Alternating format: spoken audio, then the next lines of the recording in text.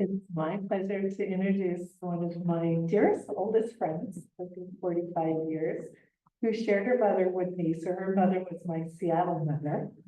Cindra's not a landscape architect or master gardener, but when I visit her, her garden just blows me away. It's so stunning and so creative and so magical. So Cindra was a professional dancer, still dances. She was a high school art teacher for 30 years, and she's been retired for a while, so she's had more time to work in her garden. So take it away, Cindra.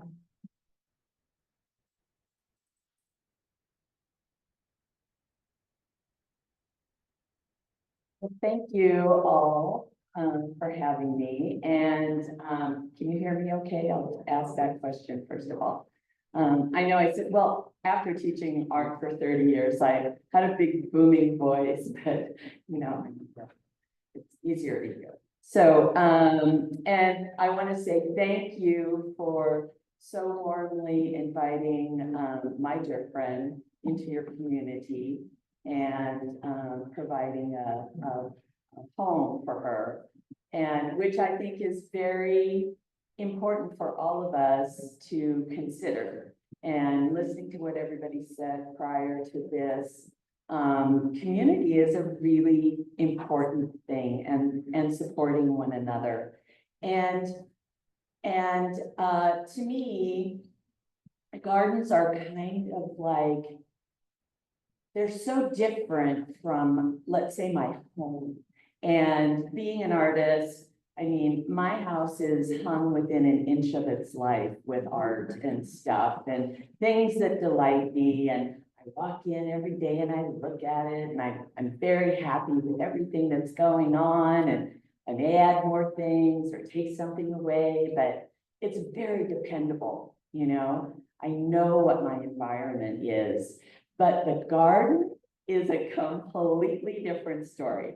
And I have lived at this particular property for over 40 years. And it has had so many manifestations of evolution. When my husband died, I didn't mow my lawn for 7 years. And one day I walked out and said, well, I think it's time to, you know, get with the program here. And because I was teaching and getting up at dark 30 and coming home in the dark and hauling art supplies and books and everything back and forth, I thought, I need a circular driveway. And so I proceeded to get one of those bulldozer things and create a circular driveway. And then I thought, I never want to mow. I mean, let's just face it, it's not my jam. So I decided I'm going to do all these little beds. And because I'm a girl on a budget, I bought smaller plants and I placed them, and it really looked like a gravel field with some small plants here and there and stuff like that. Of course, well, now 40 years later, things have grown up and some paths have completely disappeared because they just merged, and I hadn't a clue. And I was the kind of gardener person, like I would replant my mother's little patch of garden by the patio because she loved to weed, but she hated to plant. So I would be the planter, and I go, oh, Mom, I got a great idea for this. And we do it, and it'd grow, and it'd do different things, and then something else would go in there. And so I would have called myself initially a person who had like plant shine kind of thing, where I'd see a plant and I think, that's really interesting. I can go, why that one? And then you buy another one, then you have to figure out where they go, and then they don't quite go together. And then what do I do with that? And then that one dies and that one grows. And, you know, it's just like, whoa. So I had a really dear friend who is also a dancer, Lisa Ravenholt, who was a master gardener and a landscape designer. And she gave me some fabulous advice that was kind of life altering. And the first thing she said was, oh, Cindra, you need to paint with your plants. And I was like, oh, And suddenly I realized, oh, everything has texture, color, variations of green that can complement one another. And so that was a big aha moment. And then the other thing, because I was by myself and I don't have an irrigation system or anything like that, that, you know, I need some things that are a little easier to manage. And she said, well, plant swaths of a plant. And then, you know, you could place, you know, one thing here or there that brings some vertical structure or color to the landscape. And thought, oh yeah, so I used a lot of sword ferns and grasses and things like that were easier to maintain for me. And so the other thing, let's see, I think she had some other little ray of hope here that she said, she said, let's see, create a wild, okay. And then the other thing with creating a swath of things is that also you can lead your eye through a garden space by what you plant and how you plant, color, and do that sort of thing. And you're starting, okay. So initially I thought it would probably be a good idea for us to just kind of do a little bit of a walkthrough so that you have an idea of what it looks like. I really liked having pathways and having some mystery. And of course, I was never going to be the gardener that manicured things within an inch of its life. I, you know, let it kind of things fill in.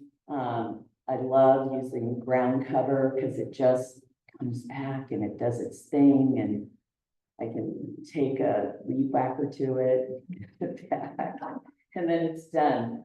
And so the other thing that I did was, after I retired, I decided I do not need a circular driveway.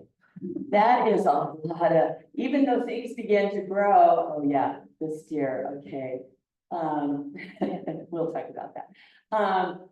So I need to get rid of this circular driveway. So I expanded everything. And of course, a lot of my friends are looking at me like, Cindra, are you mad? Why are you expanding things? You're all by yourself. You have to do more work and stuff like that. And I kind of thought of it as, I'm going to do less work because I'd rather plant things or water things than I would like to dig weeds out of the gravel. So I made a determination. And so I began to enlarge my garden. And one of the things that I really enjoy, or kind of my motivation, is I like to think about basic elements. And I'm not overly woo-woo, but I like the, you know, I like the idea of just the earth and how grateful we are for this just incredible thing, the earth, you know, the soil, the world that we are in.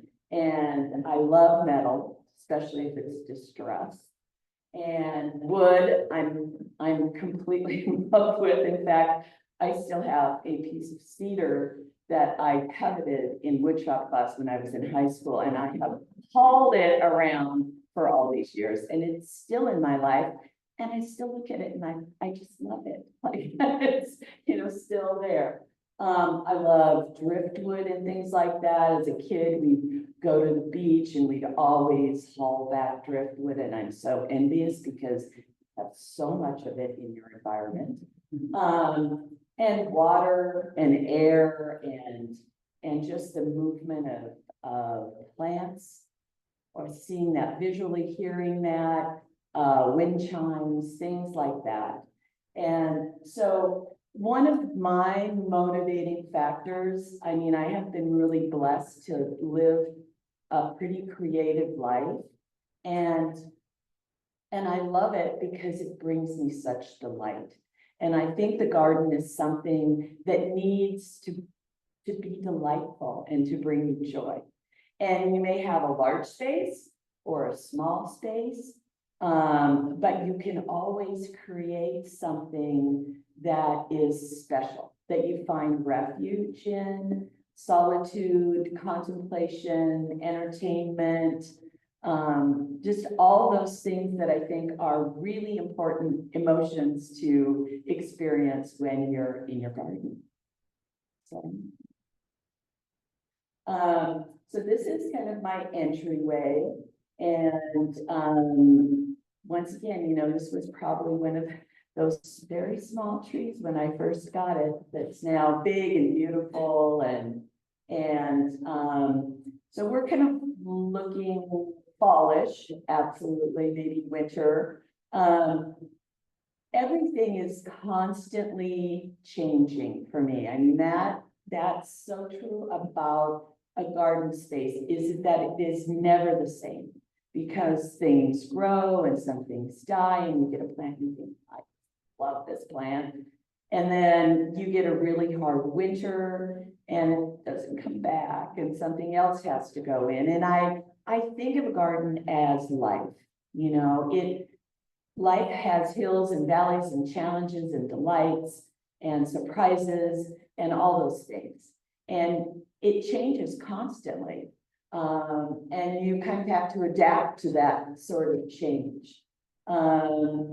So I am the repurpose queen, because I always do things on, I have a budget and I try to reuse whatever I can reuse, because basically I don't want it to go into a landfill, and I want to, you know, see things be able to work in different ways.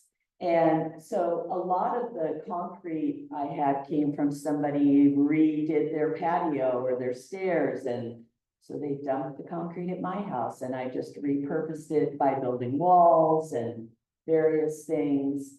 Next slide. And again, you know, I like to feature things, like I found that perfectly round rock, which I love. And my mother inherited, one time when we were in Canada, inherited all these little gnomes. And of course they came back and they went in her yard. And then when she passed and we sold the house, I thought, well, the gnomes have got to come. And so I'm not really a gnomey kind of gal, but I thought they could be surprise fun things in the garden. So especially if there are kids that come over and they don't know what to do with themselves, I say, hey, there's gnomes out in the garden. Go figure out how many there are, and off they go, you know, on an escapade. So yeah, I like adding things that you don't expect to find, or you know, silly little things. Metal, as I said, I love metal objects, especially distressed things. And I was born on Vancouver Island, and I've had the opportunity to go back up there with friends, and there was a fabulous metal yard there, and we would always go when we would go up, and we'd take photographs and we'd purchase things and bring them back. So a lot of what you see are just, well, and I also dated a guy who did metal fabrication with neon, and then he left all this stuff in my garage, and I thought, well, I'm just going to repurpose it. And so most of the things here are just Goodwill stuff that I go in, and I have an X amount of time. I go in, I know exactly where I'm going, and I scan everything that's there, and I think, oh, this has possibilities, this has possibilities, and I'm on a budget, so, you know, $12.95, like maybe $20 is the max I'll spend for something. And one of the things that became a challenge for me when I expanded my garden, and I had this middle island, was I really needed some vertical structure. And when I came across these metal columns in this furniture store, and I just coveted them for weeks and months. And finally, I just thought, oh, that would be a perfect thing in my garden. So that began the idea. And then I thought, oh, well, these particular trees, which I have no idea what they're called, would be great because they echo that column. I know there's someone out there that can tell us exactly what these are. And I can prune them and keep that really long cylinder shape going. And again, and then people donate things after a while. They see that you have a quirky taste and they'll just say, I think this birdcage would be really good in your garden. I think it would show. And then glass art, I just love it because it's light and it brings color. And in the wintertime, it's fantastic. And I ran across an artist by the name of Marilee Moore, who she does a variety of different glass art, but she did these ensembles of like glass art with pieces of driftwood in a big pot. And they were, I mean, they were just gorgeous. They inspired me. So then I thought, oh, I could begin to add that. And then I, you know, found other things that I could also add to the garden so that when things die back, there might be some little surprises of color. And then otherwise they would just get integrated into the whole thing. Okay. And so I like, again, all this stuff is goodwill. I through and go, oh, that'll work and that'll work. And the other thing that I completely fell in love with, and I saw this in an antique store, was they had a metal bed frame and they actually hung things like lights or something from it. And I thought, wow, I really like that metal thing. And you'll remember I had in that first slide, there was a wind chime that was hanging from this little wall in the back. And a friend gave it to me and said, you know, this really makes a lot of noise. And you got a lot of property. So here you go. And so I hung it up and it was turquoise and it made me happy and wind blew. And I thought, it sounds like breaking glass.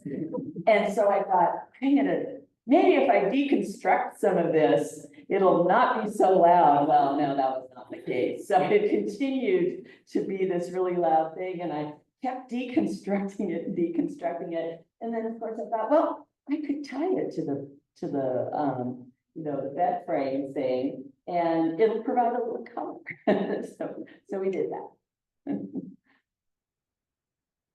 And wood, okay, so I had the good fortune of a friend who had a friend who had a friend who had a big bamboo field that they were going to cut down. And it just happened to be in their environment around the time that was happening. And they said, well, we could bring you some bamboo.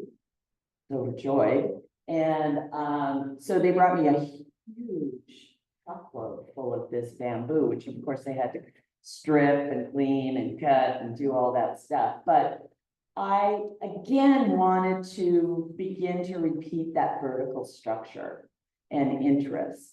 And so I found in Seattle, we have a couple of fabulous like repurposed stores with all kinds of materials and stuff that people bring. And you can always find cool stuff there. And so, I mean, I just found some pots and placed them and, you know, so, and I like to do things like odd numbers, not that I can do two, one on each side, but I usually try to arrange with 3 or 5 or 9 or something, you know, something like that. And I also started to use like the ones in the middle slide. I just put them into bricks and they made this kind of fan shape. And I wanted to create something that created a veil. And that was another thing that Lisa told me. She said, you know, when you're planting or designing, you think about, where do I want privacy? And where do I wanna still see what's going on, but kind of create a veil, a little bit of mystery, you can still see through it, but, you know, it begins to, you don't feel like you're on stage, you know, with the space. And, again, because I'm a repurposer, well, and then I love to pick up driftwood and I love the way it looks. It has just this wonderful organic quality and sculptural quality. And so I discovered that, you know, I because I don't have electricity outside my house, I couldn't have a fountain. I love that sound of water or the look of water. And so I thought, well, I'll just get things that I can make bird baths and floats in and stuff like that. And so I made the mistake of leaving it out the first year, and we had a really deep freeze and snow and stuff like that, and of course it cracked. And being the fact that I you know wanted to repurpose it, so I just put it under the other one that was decomposing and put a blue one on top because they were complementary colors, and I figured it worked. So, yeah, next.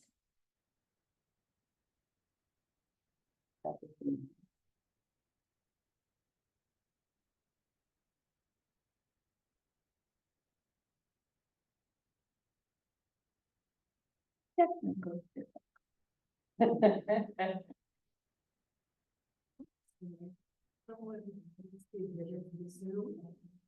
Interruption, maybe. The slide isn't advancing. Did your computer freeze at all? Oh, admit. Yeah,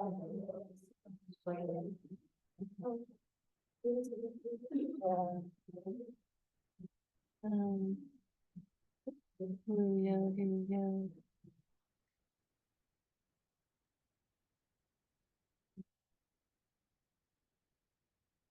Did it work? What I was just talking about. So, once again, I started picking up both metal things and ceramic things that could hold water and that I could float. Oh, now the battery is going low. Oh, okay. Okay. So, and again, I like, you know, floats and they're using rocks, love rocks and things. I always am picking those kinds of things up on the beach, and so just being able to incorporate them and. Yep, it's me. Yeah.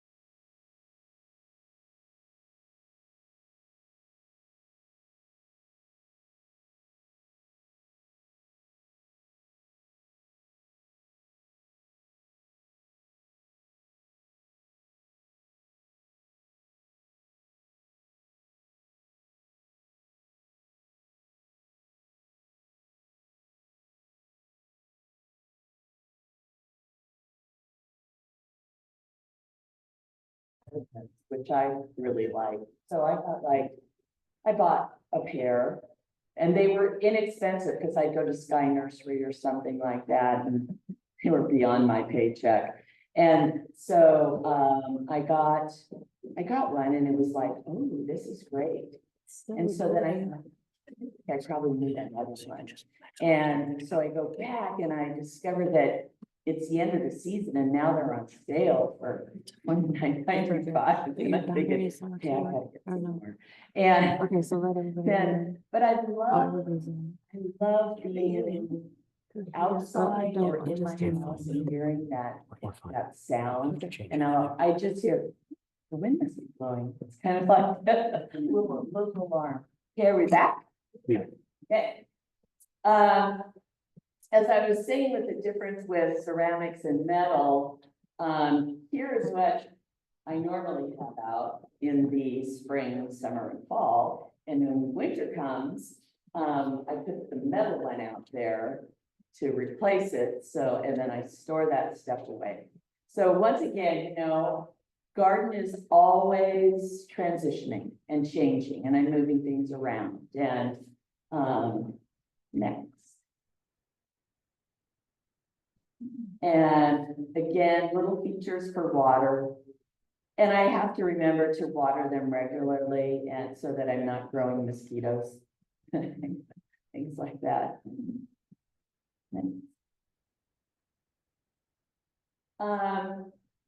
Like I said, I am a repurposer. So I'm out on a walk, and down the street, they're demolishing a couple houses. So I always have to, wander around and see if there's anything there that's worthwhile. And they had a couple chandeliers just sitting out to be dumped. They had all these crystals on them, and I thought, oh, I've got to do something with that.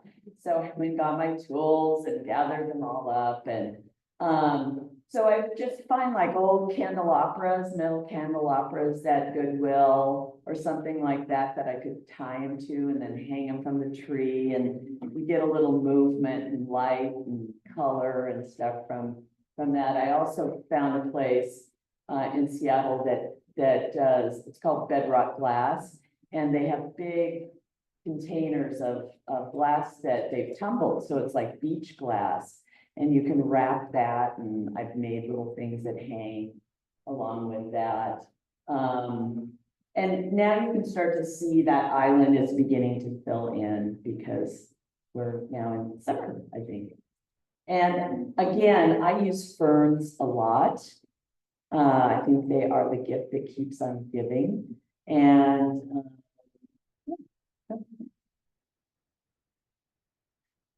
Cynthia, she is a mannequin, and she doesn't have all her parts, but she knows how to sit in the tree outside my room. I think of her as kind of a protector, and people are always a little surprised when they walk around the corner and they go, there's a gal in your tree.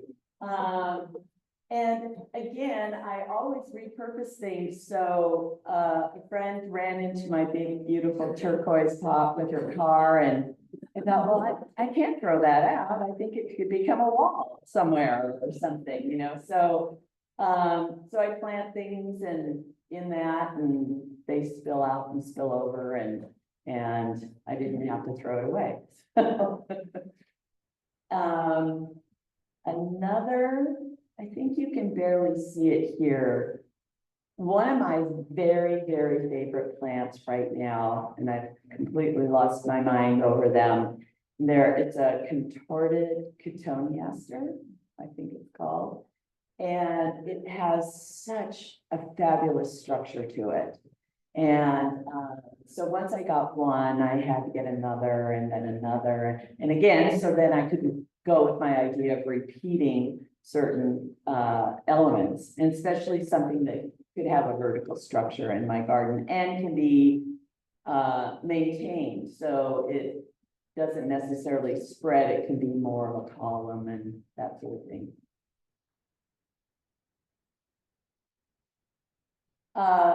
Yeah, so this is obviously winter, and the other winter things are out. And I think it's important to have things that resonate. So I kind of got into decoy ducks. I thought they were kind of fun to float. And there's a couple up on Vancouver Island, I think they're in Fanny Bay. And both of them are artists. He does woodworking and she does beautiful ceramics. And they have this garden space. He goes up into the woods and pulls out old cedar stumps. And then he hollows them out and turns them upside down and they become these bird baths or planters. And it's very, very wabi-sabi. And I have been inspired by the stuff that they create and repurpose all kinds of things. And so I got that idea from them. So I, as an artist, am intrigued by like the 5 basic shapes, which is circle, square, triangle, a cross, and a spiral. So I try to utilize those aspects in my garden. And again, you know, Goodwill, I found this little red shelf. And I've got my mounted police on there for my protection. It's just, and it's also, it becomes this little place to display your treasures. Like, oh, I found this really cool shell. Or, you know, I've got another small dinosaur that I could put here. And, you know, things like that that are just kind of fun. And, you know, also what to do with your children's old toys or your grandchildren's old toys or, you know, things like that you can do, yeah. This you can sort of see how it began, you know, setting things out. And again, you can see sort of my little triangular 3 composition of the trees, of the glass, that sort of thing. Again, we've seen this again, but I forgot to talk about, initially, I began to put this up because I did want like a little veil where, because that table is right in that area. And so like, I don't get a lot of things delivered, but occasionally I do. And they would be, because I have a sliding door entry, they don't know whether to leave it there. And so I've actually had people walk all around my house thinking, where should I put this? And so I thought, maybe if I create a little screen here, it'll just direct them to the front door, you know, to the sliding door. And the patio I designed, this was kind of a fun thing because you'll notice the stairs go out and this goes in. And so I had a friend help me build the frame for it, and another friend helped did concrete, came and helped me pour and do all that.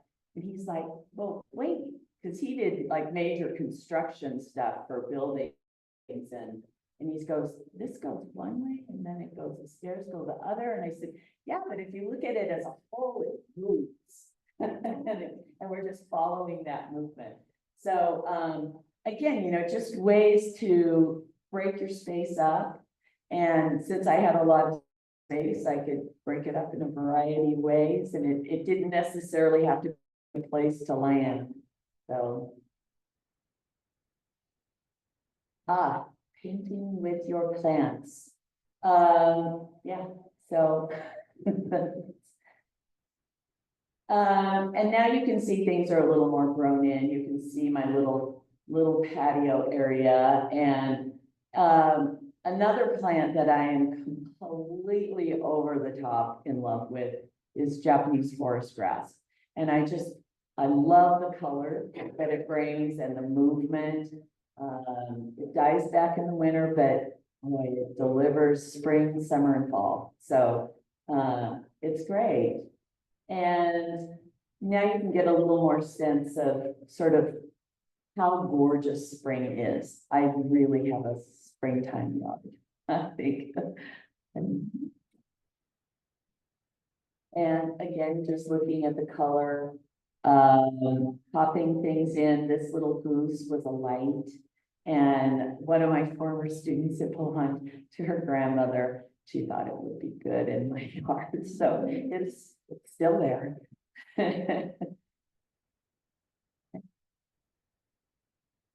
And here you get a little more sense of the pathways, and you can see now my circular driveway is disappearing. And we've just got a path going on. So I have a couple things that I like to use, because I guess you could say I have a shady yard, but I have, maybe 6 hours in a part of it that gets sun. The rest of it's pretty shady because I'm on a hillside. And so I like to use like sarcocoa because it's got such a great smell in the summer or in the winter time when you're thinking, oh man, I need spring to come. And witch hazel, which I have used. Then I have a lot of ground cover and I like to use wild geraniums and any kind of grasses.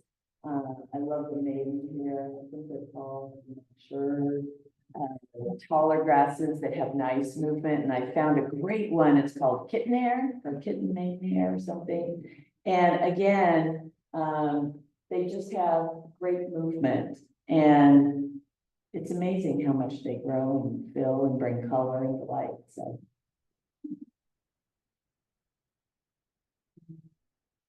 Oh, yeah. So, I think it's important to begin to see your garden design, however big or small it is, as a whole.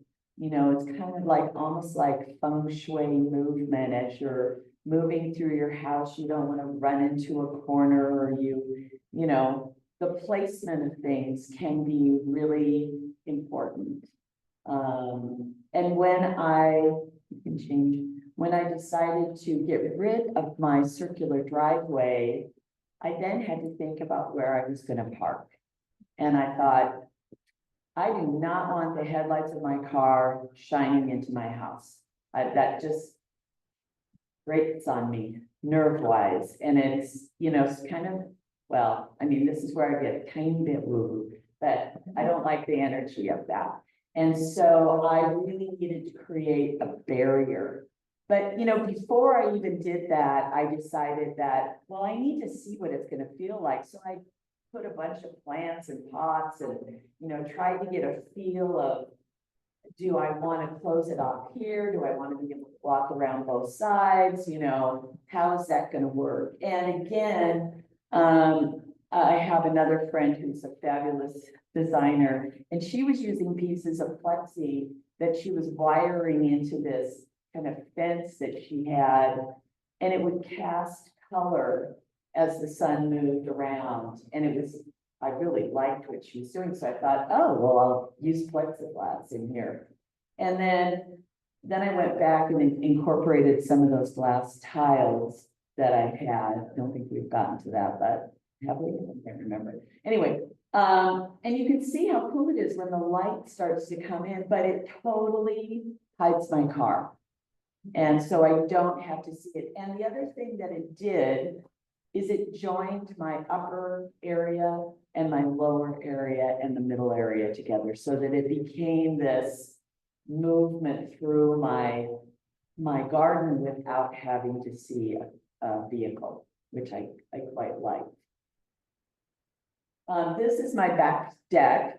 And so you can sort of see the before and after. And so before, I had a whole grouping of cottonwoods down in the lower area, my nemesis. I know they serve a function. And so I'm trying to have a kinder heart about them, but they kept ripping up my water line. And so finally just they're going away and they had to be pulled out and all that stuff. So I was exposed suddenly from the street, and I thought I need once again to create something that creates a disruption and I don't feel like I'm on stage. So, my same friend who helped me build the wall, we built these and utilized these glass pieces that I came across and had been in my garage for a really long time, knowing fully that I would know something to do with it and it would come to me. And it did. So. Okay, so this, again, you can kind of see how I deconstructed that, wind chime, and it, I could use it there. Again, so much of that stuff I got at Goodwill. And this fence here, that's not me, but it's the gal who took my job. Her boyfriend did this, and I thought it was brilliant. And I know you don't have, I don't think you have recycle. I think your wine bottles go into a landfill here. So it's motivation for you guys to be able to, and all he did was drill a hole in the bottom and then stacked them on rebar.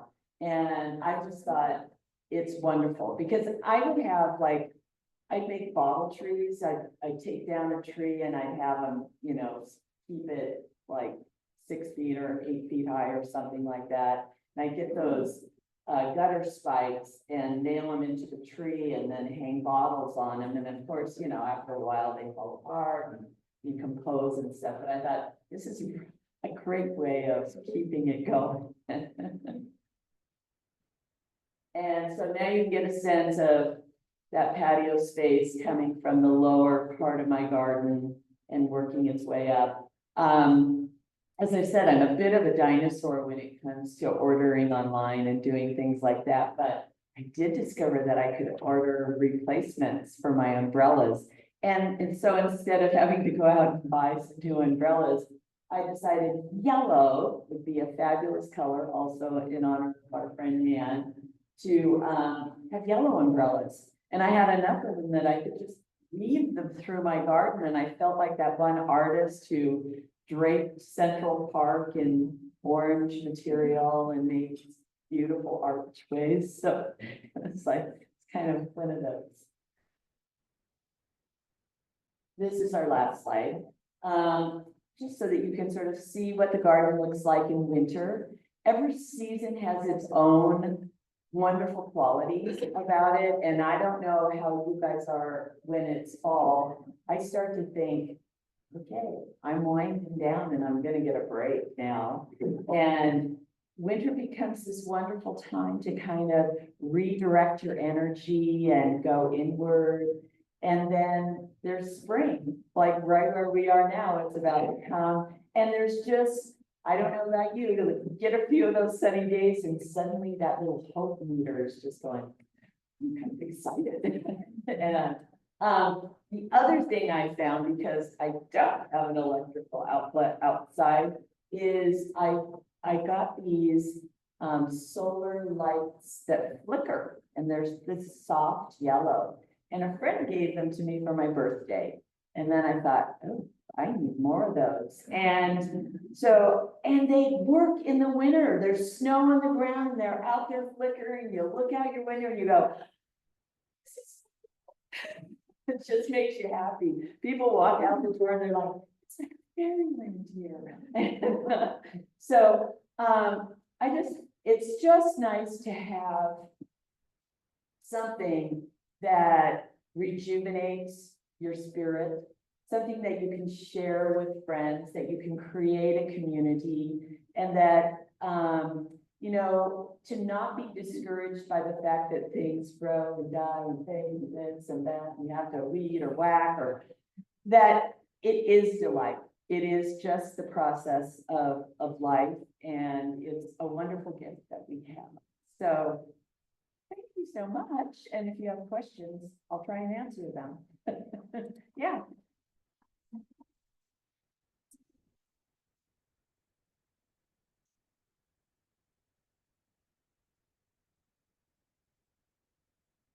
Yes.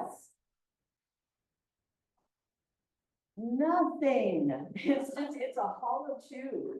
and it's just riveted together. It's like those metal roofings, you know, the corrugated metal roofings.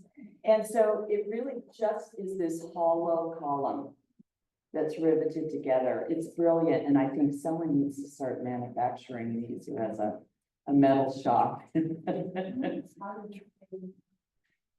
I just kind of dug a little hole and stuck it in there, and no, there's not, and it doesn't blow over. Yeah, it works really well. And I have a couple of them. I only had two, so I, you know, that it was good.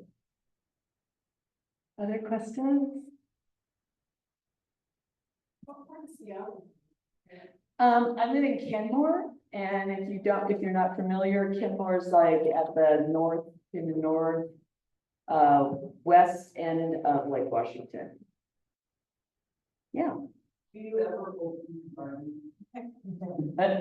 You know, I've had so many friends say, Cindra, you should give garden tours, or you should sign up for the garden tour.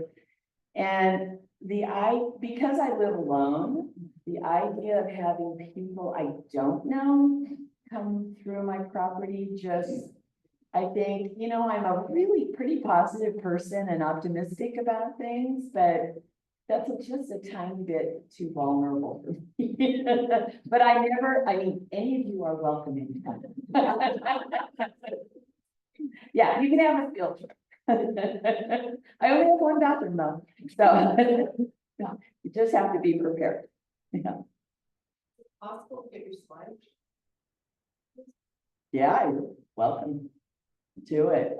Yeah, And thank you. I mean, Lynn, my daughter. thank God for Lynn's daughter Kelly, because she put the PowerPoint together. I mean, I sent her just tons and tons of pictures, and so they had to put it together, because first it was like, oh, only like about 40 slides, and so we went with 60. 200 to begin with. Yeah. They were all fabulous. It was really hard to choose. But yeah, I'm more than happy to share it.